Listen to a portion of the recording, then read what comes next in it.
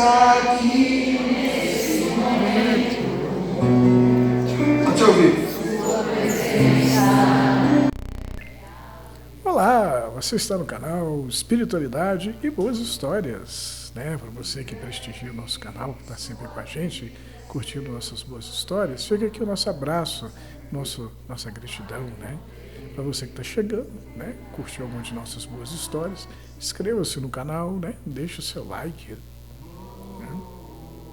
Hoje nós temos uma ótima história para contar para vocês, né? Mas primeiro eu vou falar de uma viagem que nós fizemos no final de semana, né? No período de 14 e 16 agora de junho, né? Nós saímos aqui na sexta-feira de Araxá, né? Aqui no Triângulo Mineiro, onde nós moramos, e fomos até a cidade de Ibiá, né? Onde a gente ficou lá no hotel Triângulo, né? E lá em Ibiá nós participamos do primeiro Congresso Espírita Paulo Estevão, né? Foi maravilhoso, né? Reuniram-se em Ibiá gente de todo lugar, né? Veio caravana até de Santa Catarina, né? 1000 quilômetros de ônibus, de estrada. E os palestrantes foram excelentes, né? E de lá de Ibiá, né? A gente participou da abertura do evento na sexta-feira e também do evento todo durante o dia de sábado. E no final do sábado nós fomos para Pratinha, né? Que é ali pertinho de Ibiá, 15 minutos de carro. Hoje nós fomos, onde participamos da festa junina do Instituto Espírita do Amor, né? Foi muito legal. E depois acabou a festa lá no Instituto, voltamos para Ibiá, ficamos no hotel e no dia seguinte nós voltamos ao Instituto Espírita para a psicografia do médium Júlio de Carvalho, né? Tinha mais de 1000 pessoas ali, tinha gente pra caramba, foi maravilhoso o evento, né? Então eu trago para vocês essas notícias, né? E a gente, antes dos passeios, né? A gente já tinha recebido a companhia de um espírito que se identificou como Olímpia, né? Olímpia Veloso, né?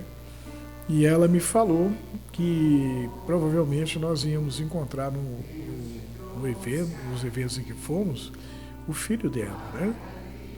E então a gente participou dos eventos e tudo mais, e no final, eu conversando com ela, falei, nossa, eu não sei se eu encontrei com o filho da senhora, né?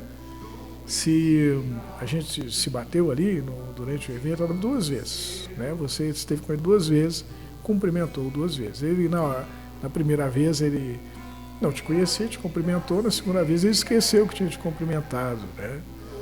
E porque ele já não é tão novo, né? A dona Olímpia disse que desencarnou em 1974, né?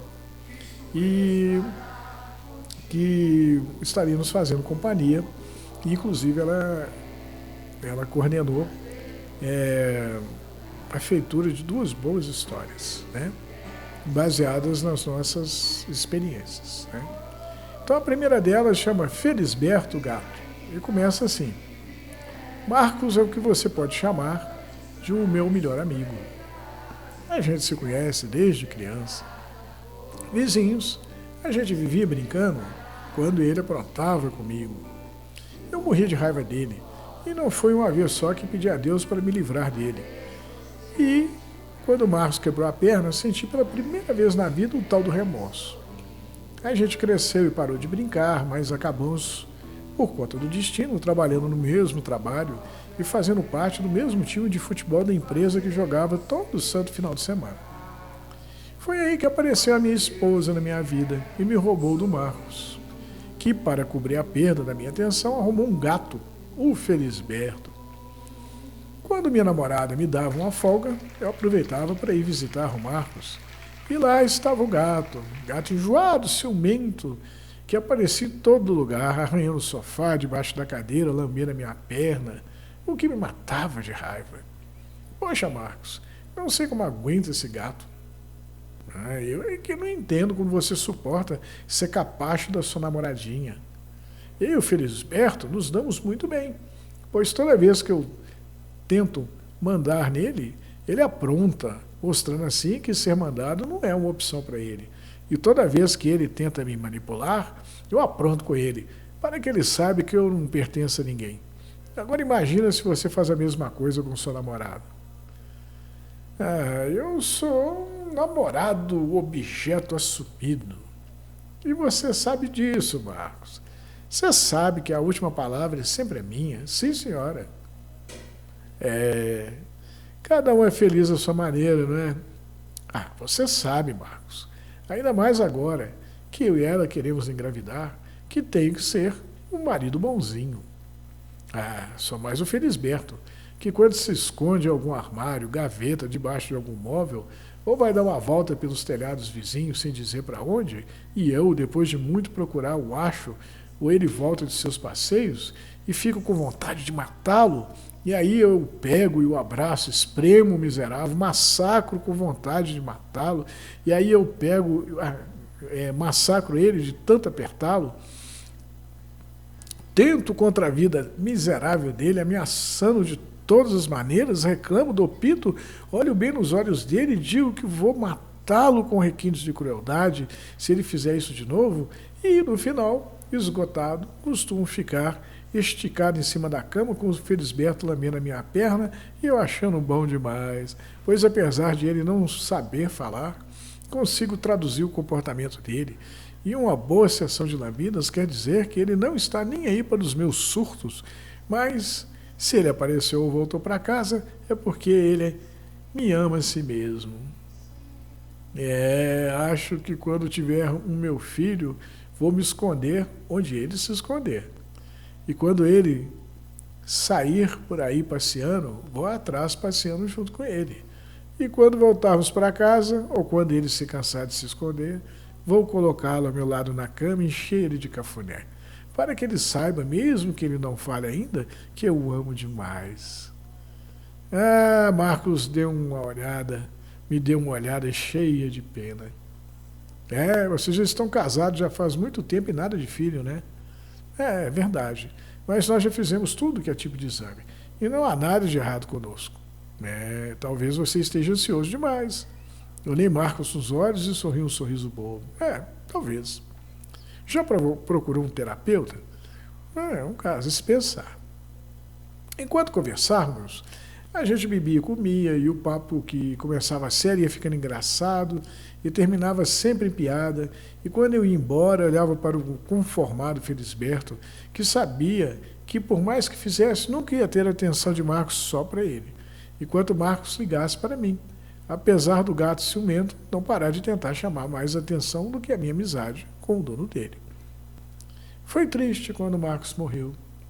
Apesar de ele ser um mala e viver dizendo que não acreditava nas minhas crenças, pois eu sou espírita e tenho comigo que o espírito vive eternamente e volta e meia reencarna em busca da aquisição das virtudes através do exercício do bem. Marcos me enchia os ouvidos, que sabia que todos nós no final íamos morrer e virar pó. Por isso ele vivia a vida com tudo que ela tinha, com tudo que ela tem direito, e vivia agora. Bebia, comia, não perdia uma boa festa e pegava geral sem dor de consciência ou remorso. A única criatura que Marcos mantinha fidelidade era o Felisberto, né? Com todas as demais, ele era completamente infiel. Mesmo comigo, ele era seu melhor amigo, e a prova disso foram as muitas vezes que ele me deu o bolo após marcarmos algum encontro, pois ele havia achado coisa melhor a fazer. A partir de Marcos, abalou a minha fé, fazendo com que eu começasse a duvidar de tudo que havia aprendido na escola da caridade e que eu pregava apaixonadamente. Vendo meu estado de ânimo, minha esposa me chamou para ir ao primeiro encontro espírita Paulo Estevam em Ibiá, Minas Gerais. De lá, segundo ela, a gente daria um pulo na região da Pratinha, 15 minutos de Ibiá, e participaria da festa junina no Instituto do Amor no sábado à noite. E no domingo de manhã, da psicografia do médium Júlio de Carvalho, também no Instituto. Psicografia, para quem não sabe, é o recebimento de mensagens escritas através de um mediador enviadas pelos espíritos dos mortos, né? O encontro em Ibiá foi incrível. Lá, entre outras, ouvi a palestra de Quincas Veloso, que me deixou impressionado. O Quincas é uma piada, gente. Né? Ele é um senhor de 84 anos, que tem uma vitalidade e um humor, e todo mundo mexe com ele. E ele está sempre revidando, né? Com bom humor, né? Sacadas muito inteligentes. Né? Durante o evento, esbarrei 2 vezes com o Quincas, cumprimentando, pois era tanta gente atrás dele que acho difícil que ele tenha se lembrado de mim da primeira vez que eu o cumprimentei, quando eu o cumprimentei na segunda vez. Na palestra, o Quincas falou que a morte é quando não vivemos todas as possibilidades que a vida nos oferece. Perdendo o tempo de viver diante de uma televisão assistindo ao noticiário as mesmas notícias trágicas de todos os dias, em vez de nos voluntariarmos no trabalho da caridade para que as tragédias sejam amenizadas, participando assim ativamente da construção do reino de paz prometido por Jesus, trazendo alegria para a nossa consciência desperta. Para o Quincas, todos que apenas veem a vida passar sem participar dela, né, estão apenas dormindo e a consciência desligada. O encontro começou na sexta-feira à noite, durou durante todo o sábado e no final do sábado fomos para a Pratinha. A festa junina no Instituto do Amor foi muito legal. Um lugar lindo, encontrei por lá alegria, além de um delicioso crepe. Rapaz, o crepe estava muito bom. Eu também fui nessa festa, viu? Acabada a festa, voltamos para Ibiá, onde pernoitamos no Hotel Triângulo e no dia seguinte, logo cedo, voltamos para o Instituto, pois o médium Júlio de Carvalho iria receber mensagens daqueles que se foram e havia uma audiência ansiosa de mais de 1000 pessoas. Testemunhei o recebimento de algumas cartas. Em uma delas, o espírito pedia para que o Júlio ligasse para a mãe, pois a mãe do espírito estava depressiva e precisava urgentemente de um alento. O espírito passou inclusive o número do celular para o qual o Júlio ligou. Depois de ler a carta do filho, que se foi para a mãe angustiada, e ouvirmos a mãe agradecer em lágrimas, a plateia explodiu em palmas. Foi espetacular. Eu testemunhei isso também, viu, você ouvinte, você leitor. Todas as cartas que o Júlio recebeu foram endereçadas às mães, o que demonstra que o amor de mãe não é superado nem pela morte. Achei incrível uma história que o Júlio contou sobre uma carta recebida em que o espírito prometia à mãe que daria a ela uma flor. A mãezinha imaginou que dar uma flor era apenas uma vontade do filho, nada possível de acontecer de fato. Mas no dia marcado, o rapaz que tomava conta da entrada do condomínio em que a mãe morava ligou para ela através do interfone e disse que um rapaz havia deixado uma flor para ela. A mãe então pediu para ver as imagens da câmera que ficava na entrada do prédio que filmou o menino chegando com a flor. E ela constatou através das imagens que eram do que se fora um verdadeiro fenômeno de materialização. Né? Então ela constatou que, na verdade, era o filho dela mesmo, que havia se materializado, né? O espírito do menino, e entregue uma flor para ela. Né? O fenômeno que nem Jesus apareceu para os apóstolos depois da morte. Né? O Júlio havia terminado de contar a história quando pediu um tempo de 10 minutos para descansar e depois voltar ao trabalho mediúnico, quando aproveitei para esticar as pernas. E qual não foi a minha surpresa quando dei de cara com o Marcos. Como eu estava em choque e não conseguia abrir a boca, né, vendo minha situação, o Marcos acabou falando por nós dois. Né? Está certo, você tinha razão. O espírito é mesmo eterno. A morte é apenas um portal para outra vida. E a gente tem de ser bonzinho para ganhar o céu. Por isso me materializei, já que a fila da carta do Júlio, do lado dos espíritos, está cheia de filhos que procuram por suas mães, e do outro lado cheia de mães que procuram pelos seus filhos. E mães e filhos, separados pela morte, merecem o serviço prestado pelo médium muito mais do que eu. Marcos se aproximou, colocou as mãos nos meus ombros e olhou sério. Cuida do Felisberto para mim. Dito isso, ele se foi como num passe de mágica. Achei o Felisberto sob os cuidados do vizinho do Marcos. O cara ficou feliz ao me ver, pois ele já não sabia o que fazer com o gato, e já ia levar Felisberto para o abrigo municipal de animais. No início, a minha convivência com Feliz, eu chamava assim, né, foi meio complicada, pois me faltava paciência para lidar com ele, mas com a prática acabamos nos entendendo, e no processo tornei-me mais calmo e tolerante. O Feliz durou mais uns 2 anos, e se foi também, me deixando um tanto triste, quando então a minha mulher me chamou séria e disse que estava grávida. Estava na casa espírita, ajudando na sopa fraterna, quando o presidente da casa me disse que o espírito do Marcos queria conversar comigo através do médium da casa. Devia ser para me agradecer, né, por cuidar do Felisberto, pensei comigo. Terminei então de servir os meus irmãos menos afortunados e fui ter com o médium. Ele relaxou, permitindo que o espírito comunicante passasse a usar suas faculdades, até que arregalou os olhos para mim e sorriu. Como eu estava dizendo lá no Instituto do Amor, você tem razão. Sempre teve. Apesar de eu vir zoando com suas crenças. Com você e suas crenças, né? Naquele negócio de reencarnação também. Por isso que eu pedi a você que tomasse conta do Felisberto. Fiquei sem entender o que o espírito do Marcos queria me dizer e permaneci calado esperando o resto da história. Olha, cheguei aqui e o amor me disse, aqui do outro lado da vida, né? O cara morreu. E o amor me disse que andei perdendo muito tempo e que precisaria voltar para resgatar o tempo perdido. E que ele me colocaria nas mãos de alguém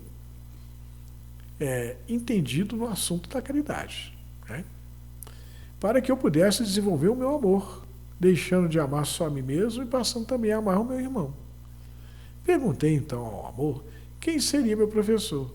Ele me olhou e sorriu, respondendo que eu poderia escolher e decidi voltar na sua família, meu amigo.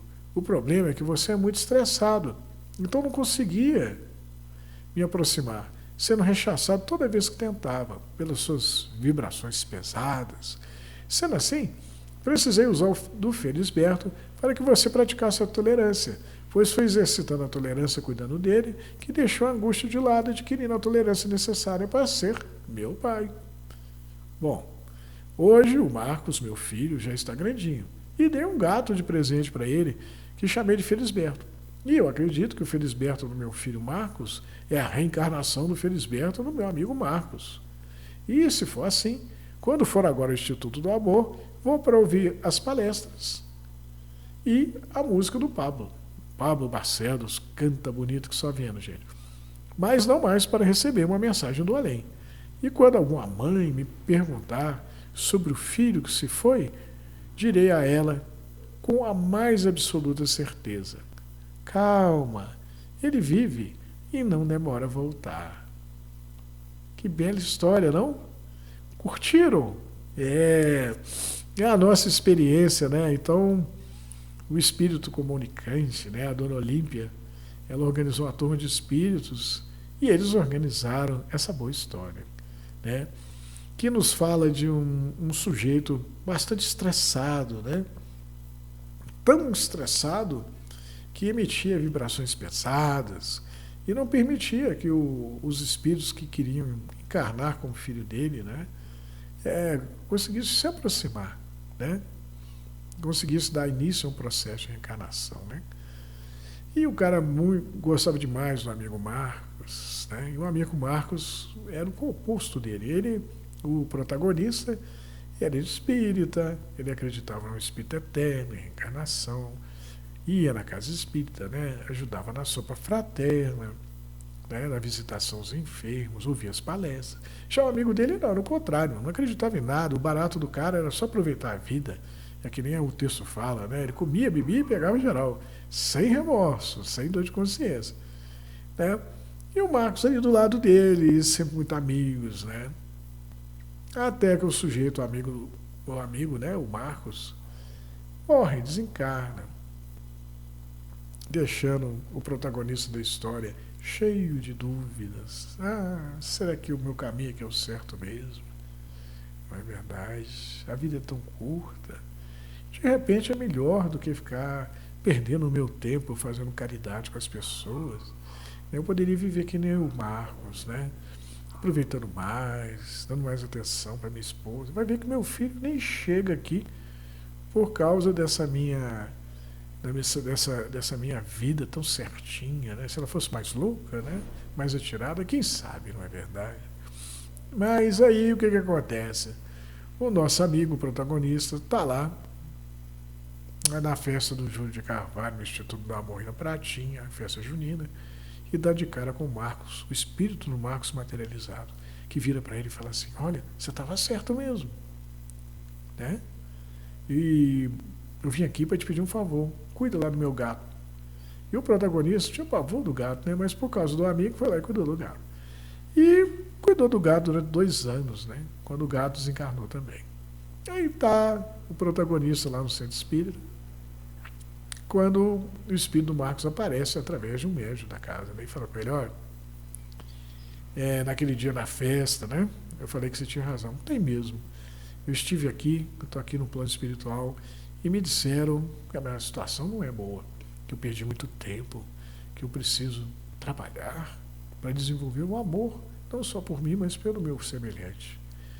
Aí eu pedi para a turma aqui para que eu volte como seu filho, para que você me ensine a caridade, porque você é a pessoa mais caridosa que eu conheço, né? Só de ter me aturado, eu fui uma caridade danada, né?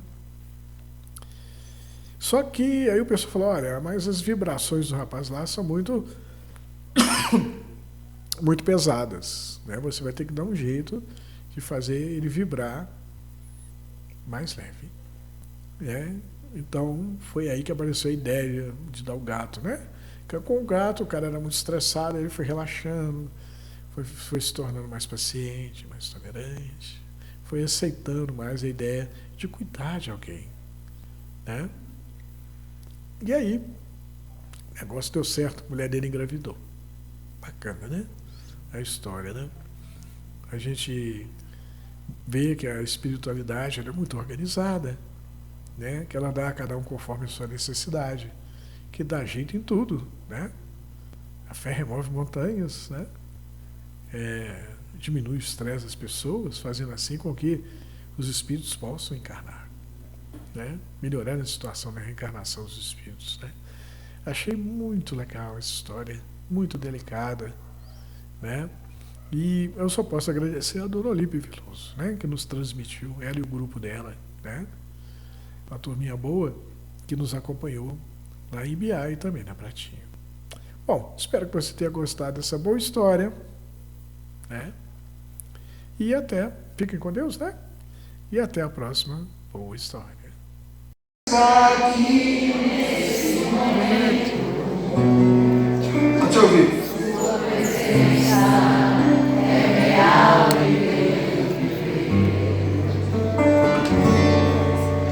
Entregue sua vida, seus problemas. Vocês estão ensaiando aqui? Vai com Deus, Ele vai ajudar você.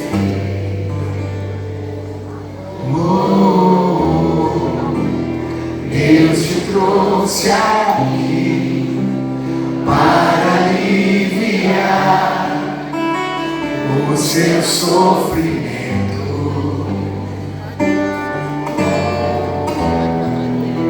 Ele, o autor da fé, do princípio ao fim, de todos os meus tormentos. Vamos bem forte agora. E ainda se vier noites traiçoeiras, se a cruz pesada for, Cristo estará. Pode até fazer você chorar, mas Deus te quer sorrindo. E ainda se vier noites traiçoeiras, se a cruz pesada for, Cristo estará contigo. O mundo pode até fazer você chorar, mas Deus te quer sorrindo. Seja qual for o seu problema, fale com Deus, Ele vai ajudar você. Após a dor vem a alegria,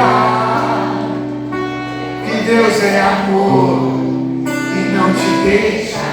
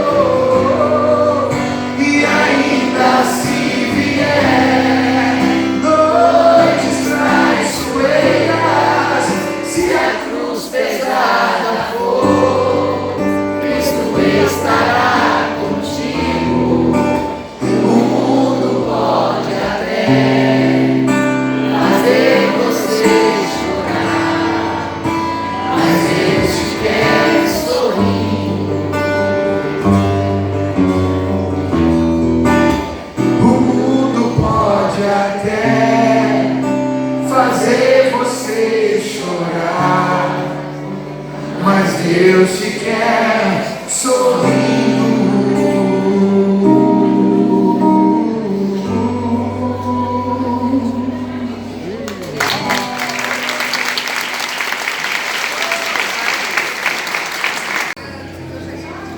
O meu alicerce